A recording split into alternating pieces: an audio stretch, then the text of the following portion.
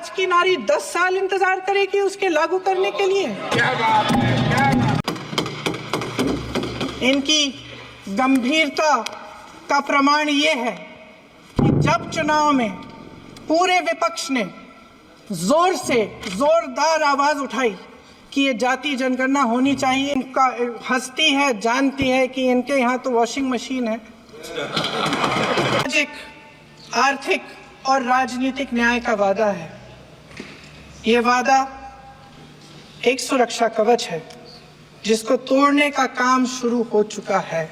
Lateral entry और निजीकरण के जरिए ये सरकार आरक्षण को कमजोर करने का काम कर रही है।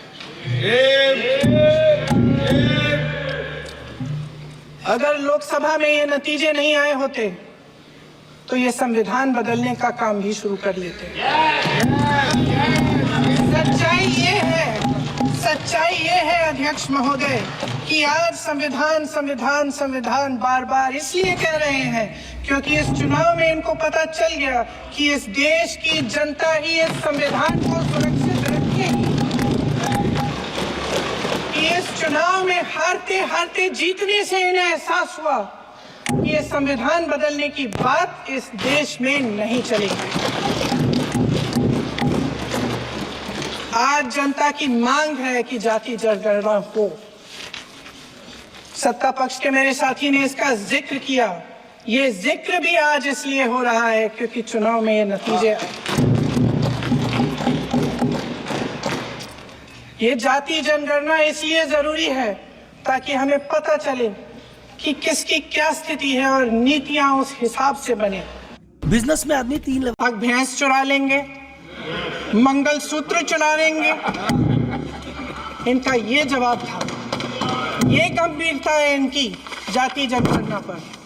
महोदय, हमारे संविधान ने आर्थिक न्याय की नींव डाली, किसानों, गरीबों और को जमीन बांटी, भूमि सुधार किया, जिसका नाम लेने से कभी कभी आप झिझकते हैं और कभी कभी उनका नाम धड़ाधड़ इस्तेमाल किया जाता है अपने आप को बचाने के लिए। उन्होंने HAL, BHEL, SAIL, GAIL, ONGC, NTPC, railways, IIT, IIM, oil refinery, तमाम PSU बनाए।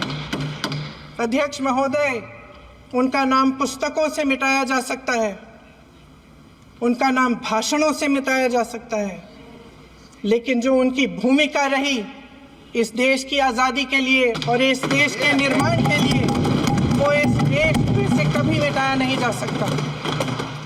आज संसद में बैठे हुए सत्ता पक्ष के मेरे साथी ज़्यादा से ज़्यादा अतीत की बातें करते हैं।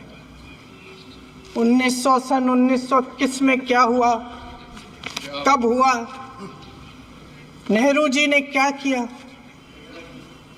अरे वर्तमान की बात करिए, देश को बताइए आप क्या कर रहे हैं, आपकी जिम्मेदारी क्या है।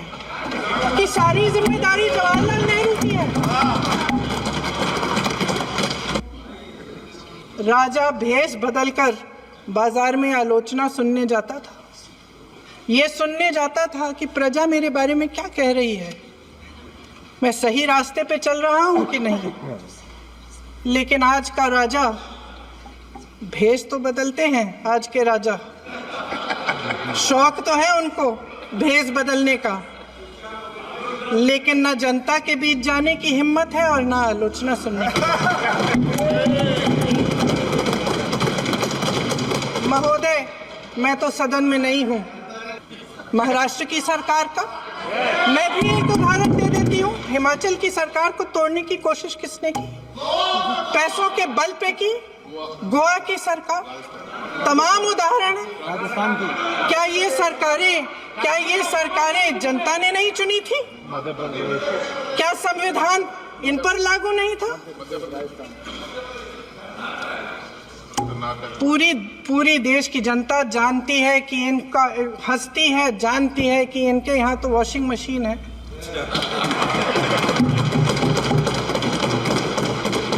तो यहाँ से वहाँ जाता है वो धुल जाता है। इस तरफ दाग, उस तरफ स्वच्छता। और मेरे कई ऐसे साथी हैं जो इस तरफ होते थे उस तरफ चले गए, मुझे दिख भी रहे हैं, वॉशिंग मशीन में शायद धुल गए हैं। अध्यक्ष महोदय, जहां भाईचारा और अपनापन होता था, जहां हमारे संविधान ने एकता का सुरक्षा कवच दिया था, वहां शक और घृणा के बीज बोए जा रहे हैं। एकता का सुरक्षा कवच तोड़ा जा रहा है।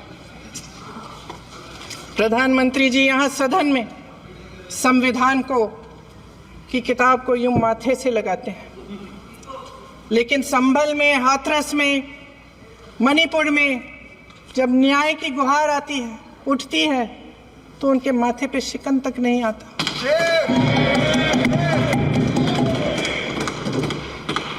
शायद समझ नहीं पाए हैं कि भारत का संविधान संघ का विधान नहीं है।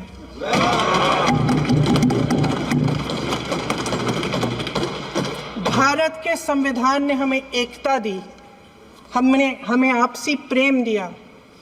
उस मोहब्बत की दुकान जिस पर आपको हंसी आती है, उसके साथ करोड़ों देशवासी चले। करोड़ों देशवासियों के दिल में एक दूसरे के लिए प्रेम है, घृणा नहीं है। मेरे सत्ता पक्ष के साथी आज खड़े हुए और तमाम गिनती करने लग गए कि ऐसा हुआ, वैसा हुआ, 1975 में जो हुआ। तो सीख लीजिए ना, आप भी सीख लीजिए। आप भी अपनी गलतियों के लिए माफी मांग लीजिए। आप भी बैलेट पे चुनाव कर लीजिए। आप भी बैलेट पे चुनाव कर लीजिए। दूध का दूध, पानी का पानी हो जाएगा। आप राजनीतिक न्याय की बात करते हैं, सरकारों को पैसों के बल पर गिरा देते हैं।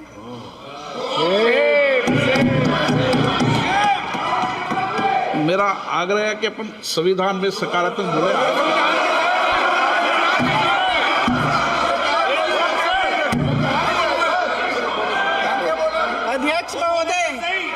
अध्यक्ष महोदय, सत्ता पक्ष के हमारे साथी ने एक उदाहरण दिया उत्तर प्रदेश की सरकार का, तो मैं भी एक उदाहरण दे देती हूँ महाराष्ट्र की सरकार का।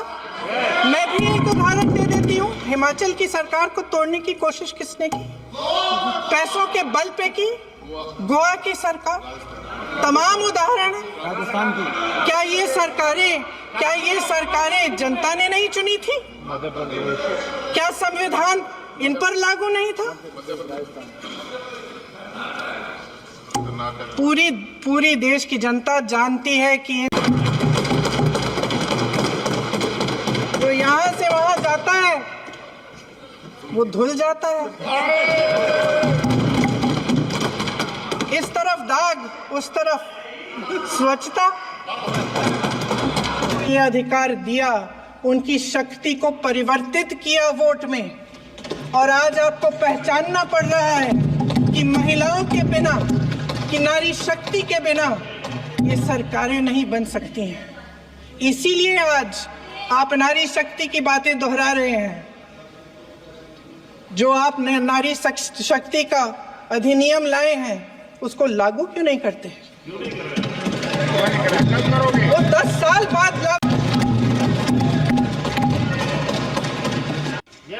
आप भी बैलेट पे चुनाव कर लीजिए। आप भी बैलेट पे चुनाव कर लीजिए। दूध का दूध, पानी का पानी हो